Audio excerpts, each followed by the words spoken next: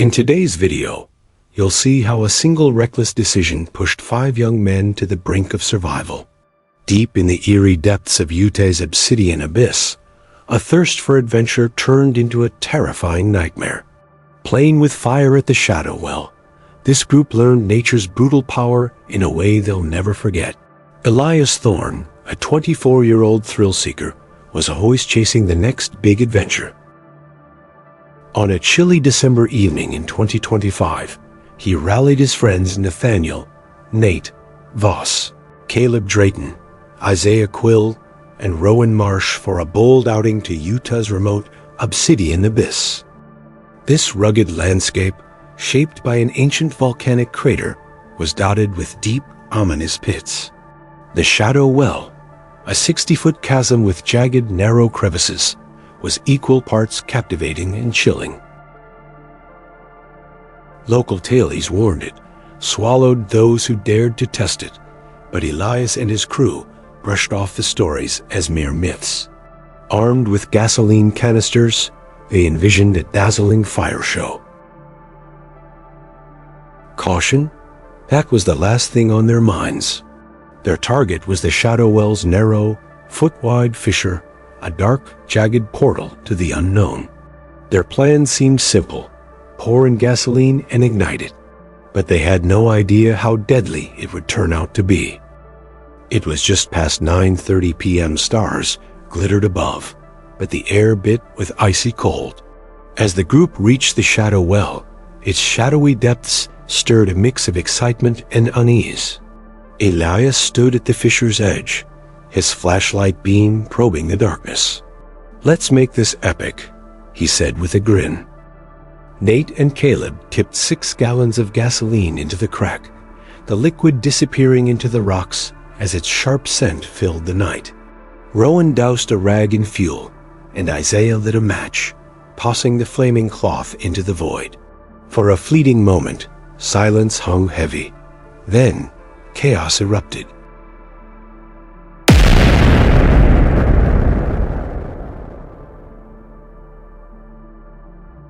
The ground trembled like an earthquake had struck. Flames surged into the sky, and the fissure split wide, like a beast opening its jaws. The explosions forced through Nate, Caleb, Isaiah, and Rowan backward, debris and dust flying everywhere. Elias, perched at the edge, took the worst of it. The blast knocked him off balance, and he plummeted 60 feet into the Shadow Well's dark heart. The landing was brutal, his leg shattered with a sickening snap as it struck rock. His body jammed into a tight crevice, his head twisted painfully against the stone.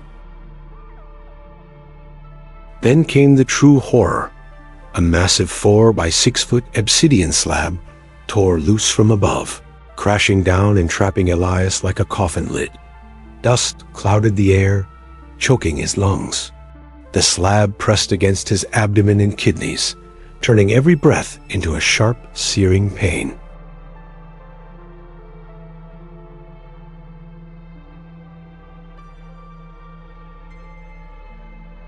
His friends, shaken and bruised, stumbled to the chasm's edge.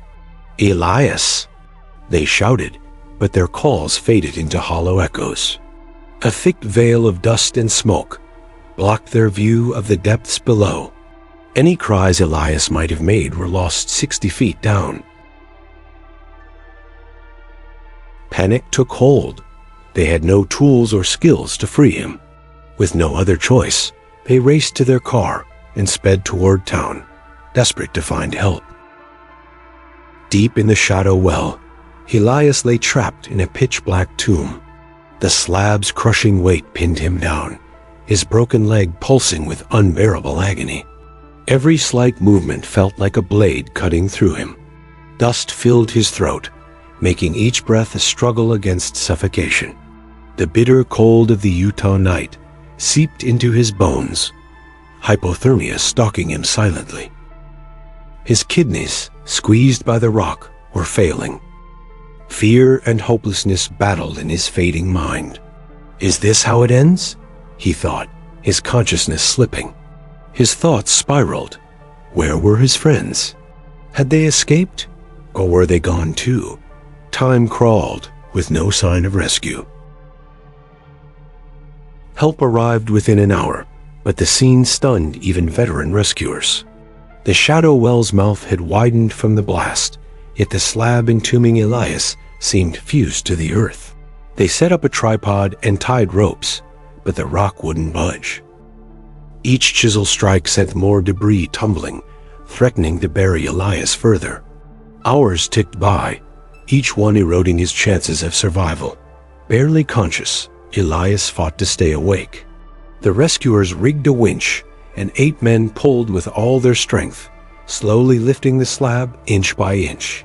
Through clouds of dust, Elias's faint outline appeared pale, broken, but alive.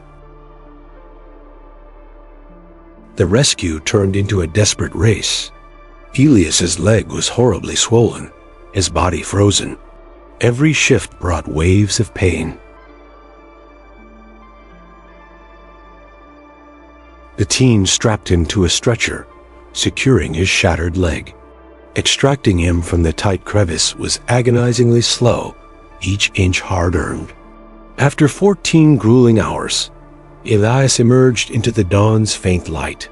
His dust-caked face was ghostly, his eyes vacant.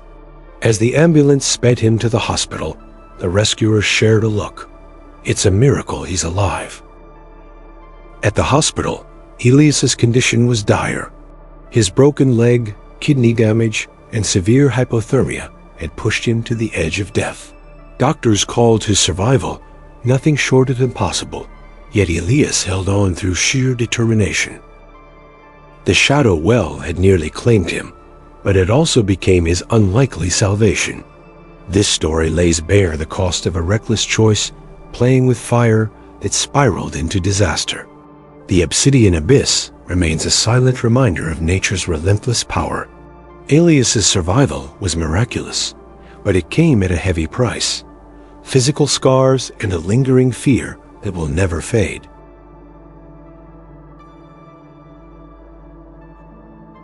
This tale warns of the dangers of chasing adventure without preparation.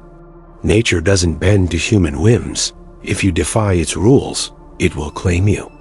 Elias and his friends learned this lesson in the most harrowing way.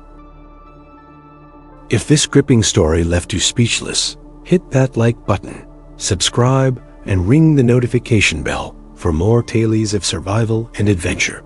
Stay curious, but always stay prepared and safe when exploring the unknown.